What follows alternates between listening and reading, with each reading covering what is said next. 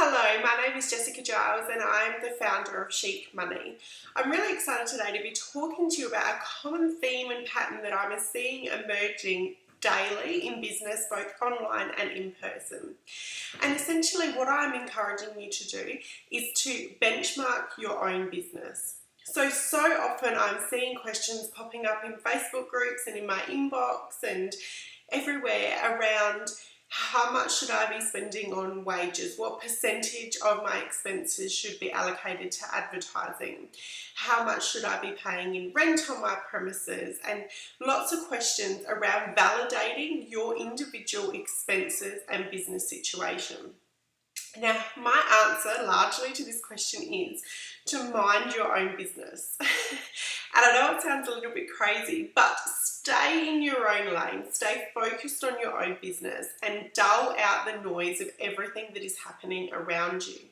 And the reason I say that is because often if you're looking at and you're comparing and you go and ask a question in a random Facebook group around how much your expenses should be, what percentage should your wages be, you're going to get so many different responses and answers from people in different areas of business, different industries, different sectors, different operating conditions, different visions. Perhaps they work predominantly in their business, perhaps they're staffed entirely and they're only active in their business for a small amount of time. So you cannot compare apples with oranges.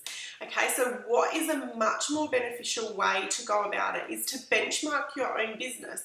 For example, if you are concerned about the cost, the percentage of your expenses that are made up by your wages, have a look at what your current wage figure is. Then look at what was it last month, what was it last year. Investing your time into answering these questions is going to give you so much more valuable and relevant information than going out and giving your power to somebody else and asking in a Facebook group what some random person thinks that your number should be. Okay, and then once you know that number, look at your figures, zoom out, take a really great look and say, is my business profitable? Am I happy with the percentage that I am spending on expenses, for wages or advertising or whatever the question is that you are currently have around, the expenses that you've incurred. So benchmarking your own business is so much more valuable and important than taking on everybody else's advice and figures and then going into a state of fear, confusion, overwhelm, comparisonitis. That is what is going to polarize you. That is what is going to keep you firmly stuck and in your own way and stressing out about what everybody else is doing. So keep your eyes on your own paper, like you're back at school, eyes on your own work, focusing on your business, focusing on your numbers. And if you don't like those numbers that you see, forget what everybody else is doing, but this is your time when you can start to formulate a plan, put in some action steps to change those numbers and begin to transform your own business and your own future without worrying, dulling out the noise of what everybody else around you is doing.